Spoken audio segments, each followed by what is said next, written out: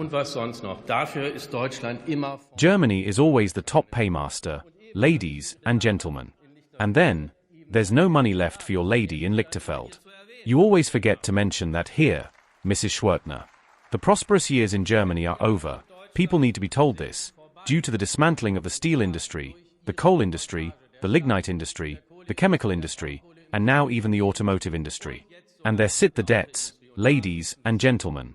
Not there. There sit those who want to save their jobs, their pensions, and their social security, ladies and gentlemen. 16 years of Kohl, 16 years of Merkel. And it must be said, the socialists were always on board, either green or red. And what have these people achieved?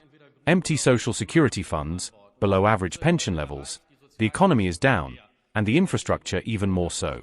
Ladies and gentlemen, you are responsible for all of this. So stop complaining and moaning here.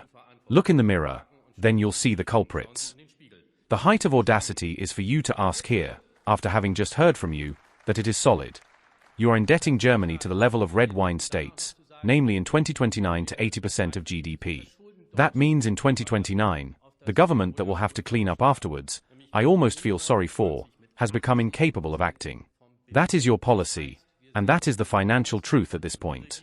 What you are doing here is not, as my colleagues have already explained, an investment program, but you are plugging holes with these special funds in the core budget, which are still debts.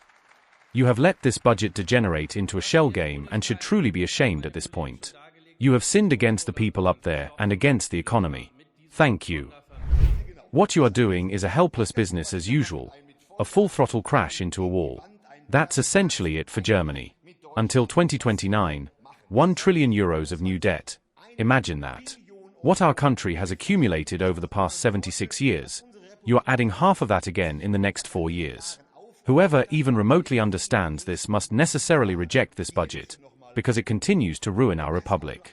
Ladies and gentlemen, the downward spiral keeps spinning. One might say, well, if this were for German interests, for the citizens, that would be fine. But it is not. Only a fraction of it reaches the German citizen. In the coming years and decades, citizens will pay tens of billions of euros monthly just to service the interest. The BlackRockers will probably be pleased. At some point, the debts have to be repaid. That is not happening. And what happens with the money? Tens of billions of euros go directly or indirectly to weapons and Ukraine. Mr. Merz spoke on Wednesday about a 170 billion euro infrastructure boost for Ukraine. I hope he misspoke and meant 170 million euros, which still doesn't make the situation much better. But still, as a thank you, Ukraine offers us corruption and explains it, and Ukraine blows up our infrastructure. Great friends have been chosen there. Billions, 1 billion euros per week, is being transferred to the European Union, just 1 billion. Every 4 weeks, it comes back from the European Union, fattening up their state and their staff. I am now addressing the viewers in the stands so that they have a sense that boredom is not being passed off here, even if it appears that way to them. It is now a roll call vote, which means the members of parliament are present. They are all outside in the lobby. They are also counted and tallied there. At 14:47, I will close the ballot boxes, ending the voting process. Then it will be counted again for 10 minutes, and the results will be ready, the budget vote for the year 2026. After that, we will have a legally binding federal budget, which the entire Federal Republic, the federal states, and local communities can trust to have legal effect. Die ganze Bundesrepublik, die Bundesländer und auch die kommunale Familie